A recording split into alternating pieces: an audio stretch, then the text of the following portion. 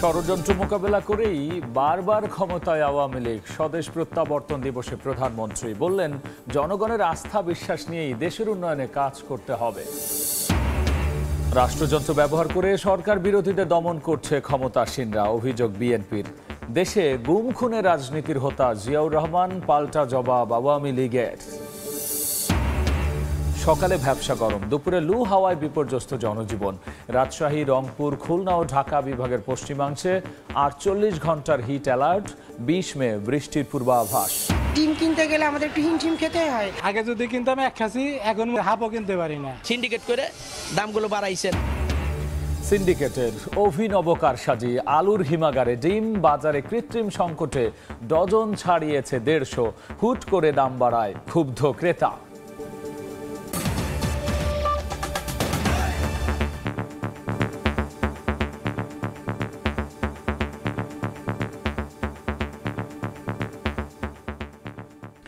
জনপদের সময়ের সঙ্গে আছি আমি গোলাম রাব্বি। ষড়যন্ত্র মোকাবেলা করেই জনগণের সমর্থন নিয়ে আওয়ামী লীগ ক্ষমতায় বসেছে জানিয়ে প্রধানমন্ত্রী শেখ হাসিনা বলেছেন, এই অর্জন ধরে রেখে সামনে এগিয়ে যেতে হবে। সকালে গণভবনে আওয়ামী লীগ ও সহযোগী সংগঠনের নেতাদের সঙ্গে শুভেচ্ছা বিনিময়ের সময় সংক্ষিপ্ত বক্তব্য রাখেন সরকার প্রধান। তিনি বলেছেন, দেশের সবচেয়ে বড় ও গ্রহণযোগ্য রাজনৈতিক দল হিসেবে আওয়ামী লীগকেই জনসমর্থন নিয়ে সোনার বাংলা গড়তে কাজ করে যেতে হবে। ৪৩ বছর আগে আজকের এই দিনেই নির্বাসিত জীবন থেকে দেশে ফিরেছিলেন স্বজনহারা শেখ হাসিনা। এরপর থেকেই লড়াই সংগ্রামের নতুন নতুন রেকর্ড আর ইতিহাসের বাঁক পেরিয়ে তিনি এখন পর্যন্ত দেশের সবচেয়ে বেশি সময় ধরে দায়িত্ব পালন করা সরকার প্রধান। স্বদেশ প্রত্যাবর্তন দিবসের সকালে দলীয় সভাপতিকে শুভেচ্ছা জানাতে গণভবনে হাজির হয়েছিলেন দলের কেন্দ্রীয় নেতারা। নেতাকে হত্যা করা হলো, কারফিউ জারি। এ সময় নেতাদের উদ্দেশ্যে সংক্ষিপ্ত বক্তব্য রাখেন সরকার প্রধান। তার স্মৃতিচারণে আসে ভয়াল আর বিরুদ্ধ স্রোতে এগিয়ে যাওয়ার গল্প। বনানীতে সারি সারি খবর। আমি ফিরে এসেছি, আমি জানতাম না আমি কোথায় থাকবো, কি করব, কিভাবে চলবো, সেগুলি চিন্তা করিনি। সেই অতীত স্মরণ করিয়ে শেখ হাসিনা নেতাদের বলেন, দায়িত্ববোধ নিয়ে কাজ করে যেতে হবে রাজনীতির মাঠে। হতাশ জাতিকে টেনে তোলা যায় না, কাজে তাদের মধ্যে আশার আলো জাগাতে হয় এবং আমরা সেটাই করার চেষ্টা করেছি। দেশের সবচেয়ে গ্রহণযোগ্য দল হিসেবে জনগণের আস্থা বিশ্বাস নিয়েই সামনে এগিয়ে যেতে সবার প্রতি পরামর্শ আওয়ামী লীগ প্রধানের। জনগণের কাছে সব থেকে গ্রহণযোগ্য দল আওয়ামী লীগ। প্রতিবার চক্রান্ত হয়, সেই চক্রান্ত মোকাবেলা করেই কিন্তু আমরা বেরিয়ে আসি। নিজের জীবনকে তুচ্ছ করে দেশ দশের উন্নয়নে শেষ নিঃশ্বাস পর্যন্ত কাজ করে যাবেন দৃঢ় প্রত্যয় শেখ হাসিনার। কি পেলাম না পেলাম সে চিন্তা করিনি, ভবিষ্যৎ কি তাও চিন্তা করি না। দেবাশিস রায়, সময় সংবাদ, ঢাকা। রাষ্ট্রযন্ত্রকে ব্যবহার করে সরকার বিরোধী দলকে দমন করছে ক্ষমতাসীনরা, এমন অভিযোগ করেছেন বিএনপির স্থায়ী কমিটির সদস্য ডক্টর মঈন খান। রাজধানীর ডেমরায় সদ্য কারামুক্ত ঢাকা মহানগর দক্ষিণ বিএনপির যুগ্ম আহ্বায়ক নবিউল্লাহ নবীর বাসায় গিয়ে একথা বলেছেন তিনি। এ সময় আরও বলেছেন, দেশের বর্তমান অবস্থা নিয়ে মার্কিন প্রশাসন উদ্বিগ্ন, বৈশ্বিক যুদ্ধ পরিস্থিতি নয়। আওয়ামী লীগের লুটপাটের কারণে দেশের অর্থনীতি ধ্বংসের দ্বার প্রান্তে বলেও অভিযোগ করেছেন মঈন খান।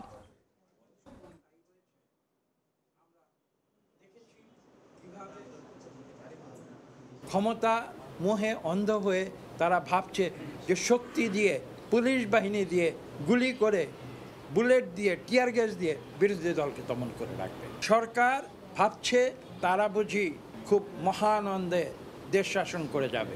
এটা হতে পারে না। গণতন্ত্রের বিষয়ে যুক্তরাষ্ট্রের অবস্থান এক চুলো নড়বড় হয়নি। তারা নির্বাচনের আগে, নির্বাচনের সময়ে, নির্বাচনের পরে যে কথা বলেছিল, আজকে থেকে 2 দিন আগে তাদের প্রতিনিধি বাংলাদেশে এসে সেই একই কথা বলে গিয়েছে। তারা বলেছে যে তারা উদ্বিগ্ন। দেশে গুম খুনের সংস্কৃতি জিয়াউর রহমানের হাতে শুরু হয় বলে মন্তব্য করেছেন আওয়ামী লীগ সাধারণ সম্পাদক ওবায়দুল কাদের। তিনি বলেছেন, দেশি বিদেশি শক্তি নয়, শেখ হাসিনাকে নিয়ন্ত্রণ করে মুক্তিযুদ্ধের মূল্যবোধ, সংবিধান ও দেশের জনগণ। বিকেলে তেজগাঁওয়ে ঢাকা জেলা আওয়ামী লীগ কার্যালয়ে প্রধানমন্ত্রী ও আওয়ামী লীগ সভানেত্রী শেখ হাসিনার স্বদেশ প্রত্যাবর্তন দিবস উপলক্ষে আলোচনা সভায় তিনি এমন মন্তব্য করেন। এ সময় তিনি আরও বলেছেন, ২৮ অক্টোবর পালিয়ে গিয়ে বেসামাল হয়ে প্রতিনিয়ত আওয়ামী লীগকে আক্রমণ করছে মির্জা ফখরুল। ক্ষমতায় আসার পর জিয়াউর রহমান আওয়ামী লীগ সহ অন্যান্য দলের ৬২,০০০ নেতাকর্মীদের কারাগারে রেখেছিল বলেও মন্তব্য করেছেন ওবায়দুল কাদের।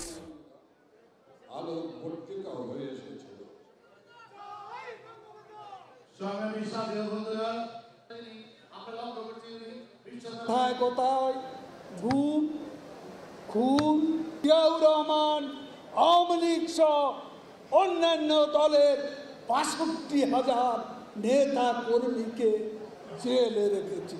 এটা প্রমাণ আছে, তথ্য আছে।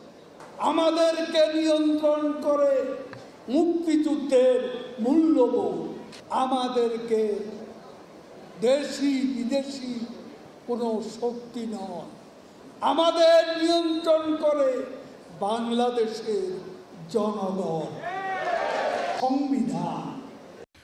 আবারও তাপপ্রবাহের কবলে দেশ। সকালে ভ্যাপসা গরম, দুপুরে লু হাওয়ায় বিপর্যস্ত জনজীবন। চলমান তাপপ্রবাহে রাজশাহী, রংপুর, খুলনা ও ঢাকা বিভাগের পশ্চিমাংশে ৪৮ ঘন্টার হিট অ্যালার্ট জারি করা হয়েছে। সকাল হতে না হতেই সূর্যের দাপট, গা পুড়ে যাওয়ার মতো অবস্থা। দিনভর ঠাঠা রোদে খা খা করছে দেশ। অস্বস্তিকর গরমে হাঁসফাঁস অবস্থা, বাতাসেও উষ্ণতার ছোঁয়া। রাতেও নেই গরম থেকে নিস্তার। চলতি মাসের শুরুতে টানা বৃষ্টির পর আবারও দেশ জুড়ে বইছে মরুর লু হাওয়া। গরম দেখছেন না, দাবানল থেকে একটু স্বস্তির জন্য একটু রস খাইলাম ভাই। আল্লাহ যে কবে যে বৃষ্টি দিবে। বর্তমান যে তাপমাত্রা, সে তাপমাত্রা হিসেবে আমরা খুব অতিষ্ঠ হয়ে গেছি। সারা দেশের ওপর দিয়ে বয়ে যাচ্ছে মৃদু থেকে মাঝারি তাপ প্রবাহ। সর্বোচ্চ তাপমাত্রা এই সর্দিতে ৩৯.৫ ডিগ্রি সেলসিয়াস। এরপরও গরমের পারদ উচ্চ পর্যায়ে। নাস্তানুবাদ অবস্থা সবার। এত অস্বস্তি কেন জানালো আবহাওয়া অফিস। সংস্থাটি বলছে, বাতাসে জলীয় বাষ্পের আধিক্যের কারণেই এমনটা ঘটছে। কারণ এ সময় ঘাম সহজে বাষ্পীভূত হয় না। গা হাত পা চিটপিট করতেছে, মানে সুস্থি পাওয়া যাচ্ছে না। অল্প গরমে প্রচন্ড তাপ অনুভব হচ্ছে। গাও একবারে গরম করে একবারে। তবে এত গরমের মধ্যেও স্বস্তির খবর দিচ্ছে আবহাওয়া অফিস। দেশের বিভিন্ন জায়গায় মৃদু হাওয়া থেকে বৃষ্টির সম্ভাবনার পূর্বাভাস রয়েছে। এছাড়াও আগামী ২০ তারিখের পর বৃষ্টির কারণে কমবে তাপপ্রবাহ। রয়েছে ঘূর্ণিঝড়ের বার্তাও। এদিকে ৫ বিভাগের উপরে জারি করা হয়েছে হিট অ্যালার্ট। এছাড়াও চলমান দাবদাহের সতর্কবার্তা আরও ৪৮ ঘন্টা থাকতে পারে বলে জানিয়েছে আবহাওয়া অফিস। লাবিব হাসান, সময় সংবাদ।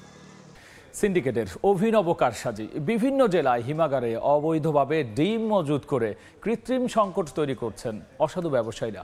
আর এতে প্রায় ৩০ টাকা বেড়ে ডজন ছাড়িয়েছে ১৫০ টাকায়। থরে থরে সাজানো ডিম। তবে এটি কোনো বাজারের দৃশ্য নয়। হিমাগারে আলুর জায়গায় খাঁচায় খাঁচায় মজুত করা হয়েছে ডিম। এদিকে কৃত্রিম সংকট দেখিয়ে মাদারীপুরে ডিমের হালিতে বাড়ানো হয়েছে ১২ থেকে ১৫ টাকা।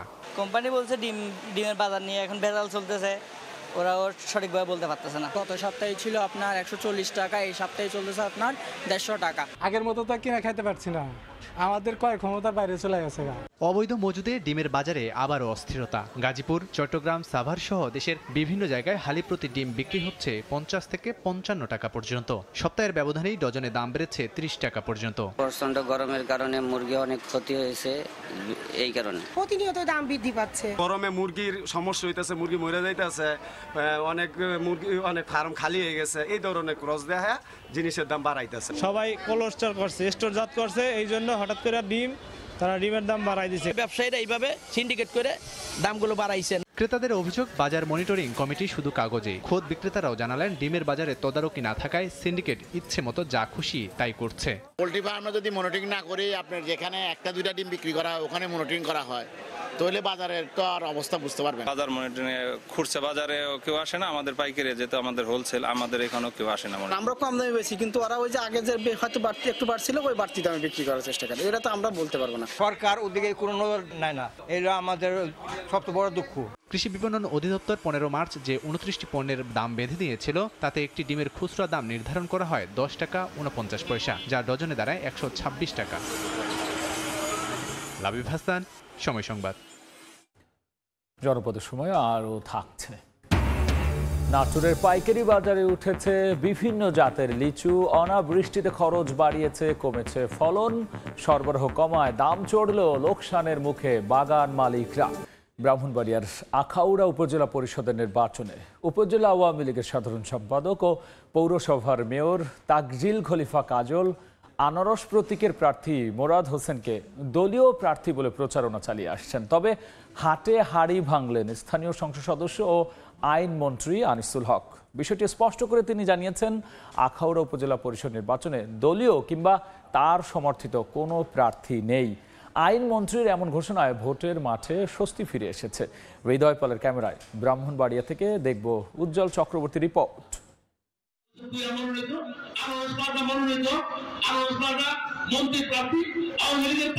উপজেলা পরিষদ নির্বাচনকে উন্মুক্ত ঘোষণা করলেও আখাউড়া পৌরসভার মেয়র ও উপজেলা আওয়ামী লীগের সাধারণ সম্পাদক তাকদিল খলিফা কাজল এতদিন বিভিন্ন নির্বাচনী সমাবেশে আখাউড়া উপজেলা পরিষদের আনারস প্রতীকের চেয়ারম্যান প্রার্থী মোহাম্মদ মুরাদ হোসেনকে দলীয় প্রার্থী হিসেবে প্রচার করছিলেন। শুধু তাই নয়, তিনি ঘোড়া প্রতীকের চেয়ারম্যান প্রার্থী মনির হোসেনের বিরুদ্ধে বিভিন্ন উস্কানিমূলক বক্তব্যও দেন।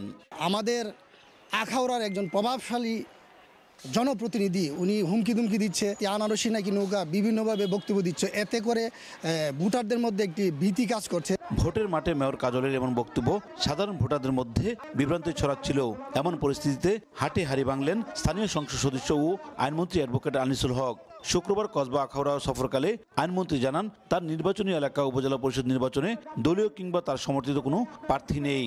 জনগণকে আমি বলেছি তাদের পছন্দ মতো ভোট দিতে, আর এই কথাও আমি বলেছি যে দুইজনই আমার খুব কাছের, তারা যাকে পছন্দ করেন তাকেই নির্বাচিত করলে তার সাথেই আমি কাজ করতে পারবো। এদিকে ঘোড়া প্রতীকের চেয়ারম্যান প্রার্থী মনির হোসেন অভিযোগ করেন, প্রচারণায় ভোটের মাঠে আতঙ্ক ছড়াচ্ছেন মেয়রের লোকজন।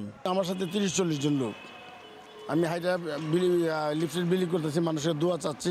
ঠিক ওই মুহূর্তে 15-20 জন লোক নিয়ে মিছিল করে গিয়ে আমার গুরু ইয়ার মধ্যে দলের মধ্যে ঢুকে গেছে।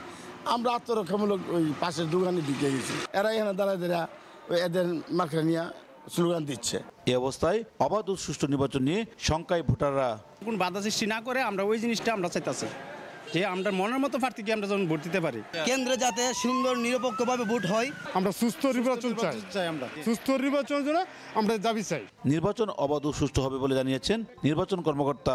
ভোটাররা যাতে নির্ভয়ে নির্বিঘ্নে তারা 21 তারিখে ভোট দিতে আসেন এবং সুন্দর একটি নির্বাচনে তারাও সামিল হন, সেই আশাবাদ ব্যক্ত করছি। আখাউড়া উপজেলা চেয়ারম্যান পদে 3 জন, ভাইস চেয়ারম্যান পদে 4 জন এবং নারী ভাইস চেয়ারম্যান পদে 3 জন প্রার্থী প্রতিনিধিত্ব করছেন। ভোটার সংখ্যা 1,87,870 জন। নির্বাচন যত ঘনিয়ে আসছে, প্রচার প্রচারণার দিক দিয়ে উত্তাপ ছড়াচ্ছে প্রার্থীরা। আর ভোটাররা বলছেন, সুষ্ঠু নির্বাচন হলে যোগ্য প্রার্থীকে বেছে নেবেন তারা। উজ্জ্বল চক্রবর্তী, সময় সংবাদ, ব্রাহ্মণবাড়িয়া।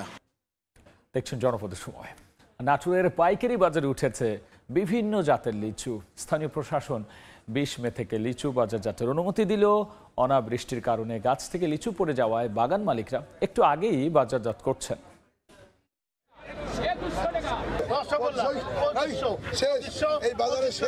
নাটোর শহরের স্টেশনের পাইকারি লিচুর বাজারে প্রতিদিন সকালে মুজাফফরপুরি জাতের লিচু বিক্রি করতে ব্যস্ত সময় পার করছেন ক্রেতা বিক্রেতারা। পাইকারি বাজারে প্রকার ভেদে প্রতি পিস লিচু বিক্রি হচ্ছে 1 টাকা 80 পয়সা থেকে 3 টাকায়।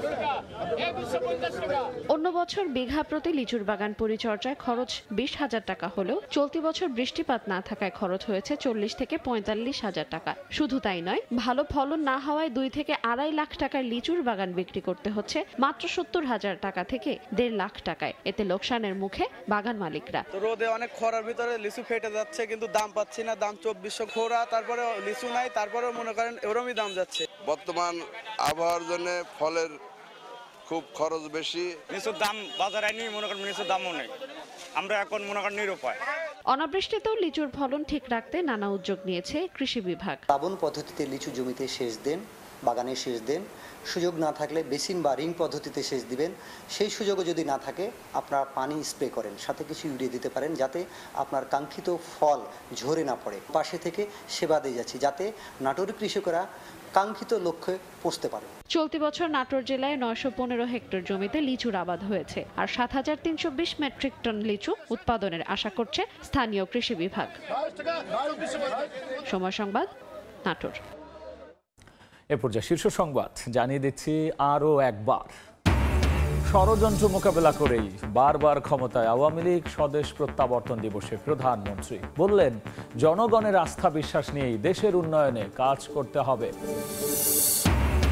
রাষ্ট্রযন্ত্র ব্যবহার করে সরকার বিরোধীদের দমন করছে ক্ষমতাসীনরা, অভিযোগ বিএনপির। দেশে গুম খুনের রাজনীতির হোতা জিয়াউর রহমান, পাল্টা জবাব আওয়ামী লীগের। এবং সকালে ভ্যাপসা গরম, দুপুরে লু হাওয়ায় বিপর্যস্ত জনজীবন। রাজশাহী, রংপুর, খুলনা ও ঢাকা বিভাগের পশ্চিমাংশে 48 ঘন্টার হিট অ্যালার্ট, 20 মে বৃষ্টির পূর্বাভাস।